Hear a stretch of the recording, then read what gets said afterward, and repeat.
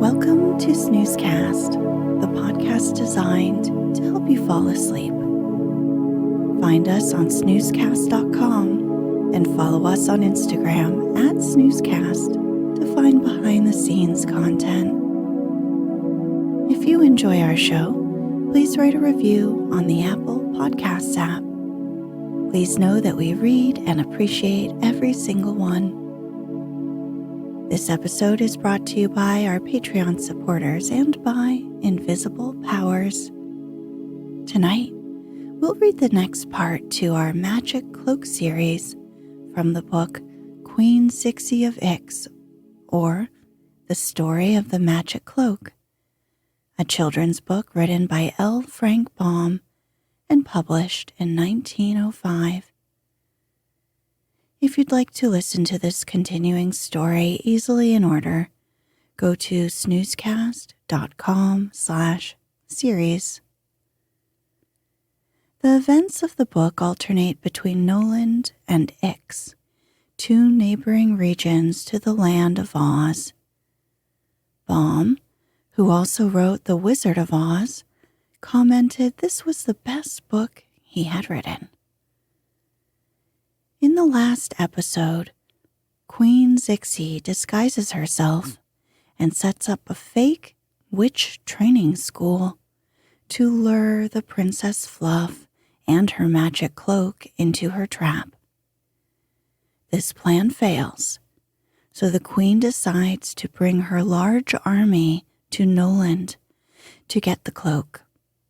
Meanwhile, King Bud, along with his sister and the high counselors, make a last-minute plan to have a wish be granted for the Lord High Counselor that they would win the war despite being outnumbered.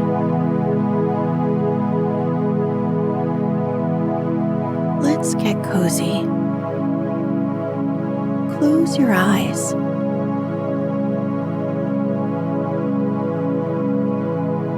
Relax your body into the softness of your bed.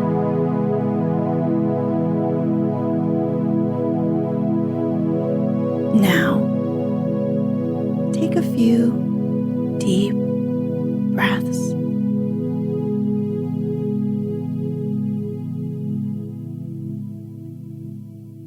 Queen Zixi formed her men into a line of battle facing the army of Noland, and they were so numerous in comparison with their enemies that even the more timorous soldiers gained confidence and stood up straight and threw out their chests as if to show how brave they were.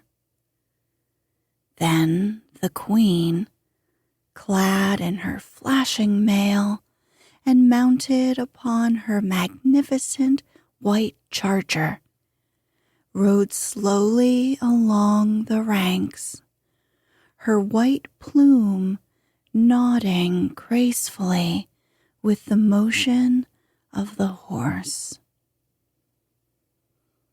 And when she reached the center of the line, she halted and addressed her army in a voice that sounded clear as the tones of a bell and reached to every listening ear.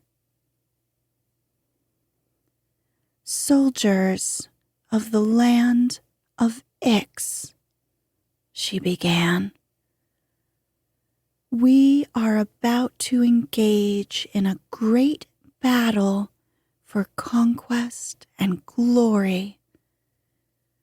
Before you lies the rich city of Noland, and when you have defeated yonder army and gained the gates, you may divide among yourselves all the plunder of gold and silver and jewels and precious stones that the place contains." Hearing this, a great shout of joy arose from the soldiers, which Zixi quickly silenced with a wave of her hand. For myself, she continued, I desire nothing more than a cloak that is owned by the Princess Fluff. All else shall be given to my brave army. But suppose we do not win the battle? Asked one of her generals, anxiously. What do we do then? Nothing but disgrace, answered the queen haughtily. But how can we fail to win when I myself lead the assault? Queen Zixi of Ix has fought 100 battles and never yet met with defeat. There was more cheering at this, for Zixi's words were quite true. Nevertheless, her soldiers did not like the look of that silent army of Noland standing so steadfastly before the gates and facing the invaders with calm determination. Zixi herself was somewhat disturbed at this sight, for she could not guess what powers the magic cloak had given to the Nolanders. But in a loud and undaunted voice, she shouted the command to advance. And while trumpets blared and drums rolled, the great army of Ix awoke to action and marched steadily upon the men of Noland. Bud, who could not bear to remain shut up in his palace while all this excitement was occurring outside the city gates, had slipped away from Fluff and joined his gigantic general Tollydob. He was, of course, unused to war, and when he beheld the vast army of Zixi, he grew fearful that the magic cloak might not be able to save his city from conquest. Yet the 5 high counselors, who were all present, seemed not to worry the least bit. They're very pretty soldiers to look at, remarked old Tollydob complacently. I'm really sorry to defeat them. They march so beautifully. But do not let your kind-hearted admiration for the enemy interfere with our plans, said the Lord High Executioner, who was standing by with his hands in his pockets. Oh, I won't, answered the general, with a laugh which was succeeded by a frown. Yet I can never resist admiring a fine soldier, whether he fights for or against me. For instance, just look at that handsome officer riding beside Queen Zixi, her chief general, I think. Isn't he sweet? He looks just like an apple. He's so round, and he wears such a tight-fitting red jacket. Can't you pick him for me, friend Tellydeb? I'll try. and the Lord High Executioner suddenly stretched out his long arm and reached the faraway General of Ix and pulled him from the back of his horse. Then, amid the terrified cries that came from the opposing army, Tellydeb dragged his victim swiftly over the ground until he was seized by the men of Noel and firmly bound with cords. "Thank you, my friend," said the general, again laughing and then frowning. "Now get me that pretty queen, if you please." Once more, the long arm of the Lord High Executioner shot out toward the army of Ix. But Zixi's keen eyes saw it coming, and instantly she disappeared, her magical arts giving her power to become invisible. Tellydeb, puzzled to find the queen gone, seized another officer instead of her and dragged him quickly over the intervening space to his own side, where he was bound by the Nolanders and placed beside his fellow captive. Another cry came from the army of Ix, and with one accord the soldiers stopped short in their advance. Queen Zixi, appearing again in their midst, called upon her wavering soldiers to charge quickly upon the foe. But the men, bewildered and terrified, were deaf to her appeals. They fled swiftly back over the brow of the hill and concealed themselves in the wooded valley until the sun set. And it was far into the night before Queen Zixi succeeded in restoring her line of battle. Chapter 14. The Rout of the Army of Ix. The next day was a busy one in the city of Noel. The 10-foot Lord High General marched his 7,777 men out of the city gates and formed them in a line of battle on the brow of a hill. Then he asked Aunt Rivette to fly over the top of the mountain and see where the enemy was located.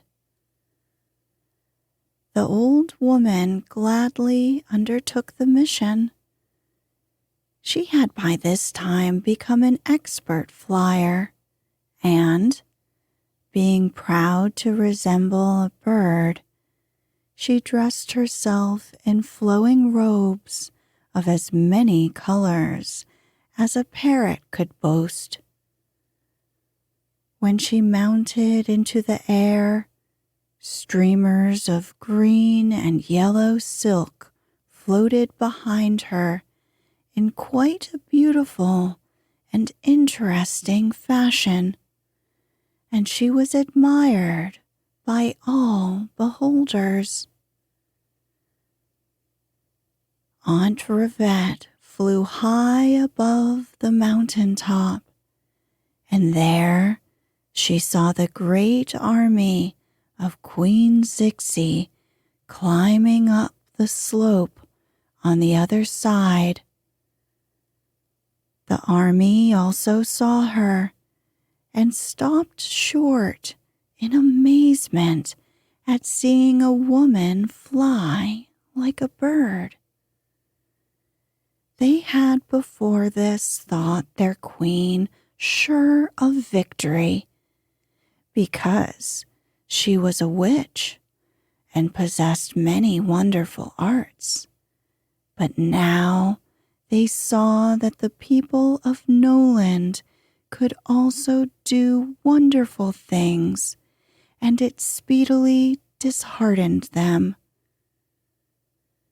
Zixi ordered them to shoot 1,000 arrows at Aunt Rivette, but quickly countermanded the order, as the old woman was too high to be injured, and the arrows would have been wasted.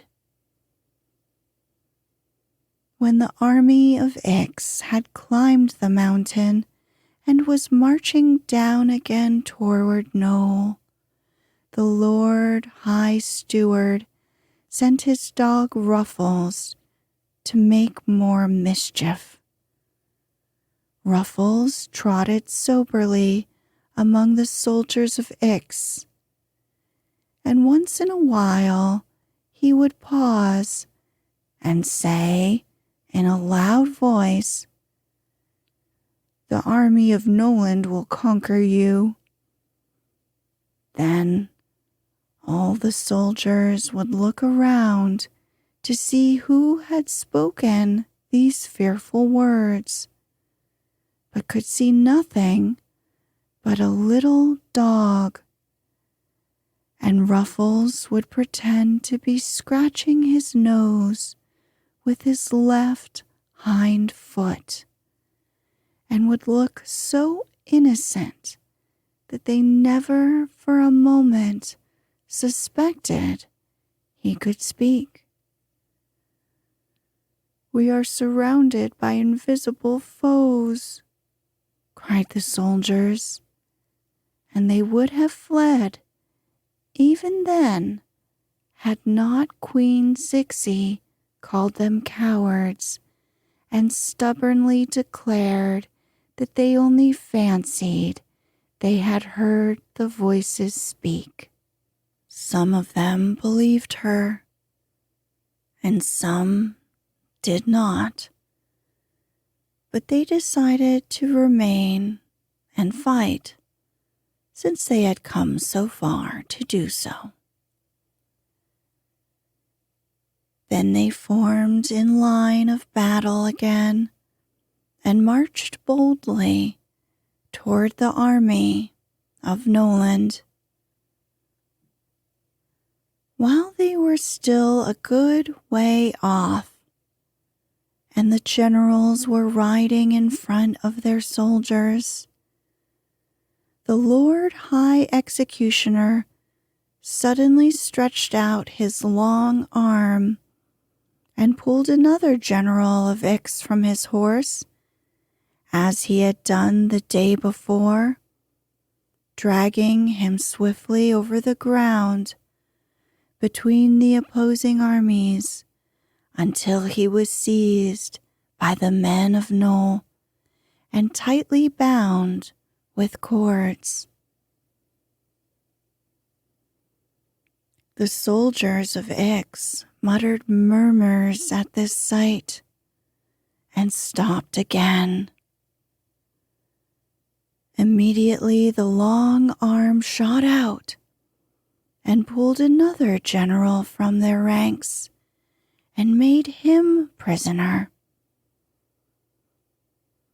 Queen Zixi raved and stormed with anger, but the Lord High Executioner, who was enjoying himself immensely, continued to grab officer after officer and make them prisoners. And so far, there had been no sign of battle. Not an arrow had been fired, nor an axe swung. Then, to complete the amazement of the enemy, the gigantic 10-foot general of the army of Noel stepped in front of his men and waved around his head a flashing sword 6 feet in length, while he shouted in a voice like a roar of thunder that made the army of Ix tremble. "Forward, soldiers of Noland, forward! Destroy the enemy and let none escape." It was more than the army of Ix could bear. The soldiers threw down their arms and fled, racing over the mountain top and down the other side, and then scattering in every direction, each man for himself, and as if he feared the entire army of Noland was at his heels. But it wasn't. Not a soldier of Noel had moved in pursuit. Every one was delighted at the easy victory, and King Bud was so amused at the sight of the flying foe that he rolled on the ground in laughter, and even the fierce-looking General Tollydob grinned in sympathy. Then, with bands playing and banners flying, the entire army marched back into the city, and the war between Noland and Ix was over. Chapter 15. The Theft of the Magic Cloak. When the soldiers of Queen Zixi ran away, they fled in so many different directions that the bewildered queen could not keep track of them. Her horse, taking fright, dashed up the mountainside and tossed Zixi into a lilac bush, after which he ran off and left her. One would think such a chain of misfortunes could not fail to daunt the bravest. But Zixi had lived too many years to allow such trifles as defeat and flight to ruin her nerves. So she calmly disentangled herself from the lilac bush and looked around to see where she was. It was very quiet and peaceful on this part of the mountainside. Her glittering army had disappeared to the last man. In the far distance, she could see the spires and turreted palaces of the city of Noel, and behind her was a thick grove of lilac trees bearing flowers in full bloom. This lilac grove gave Zixi an idea. She pushed aside some of the branches and entered the cool, shadowy avenues between the trees. The air was heavy with the scent of the violet flowers, and tiny hummingbirds were darting here and there to thrust their long bills into the blossoms and draw out the honey for food. Butterflies there were, too, and a few chipmunks perched high among the branches.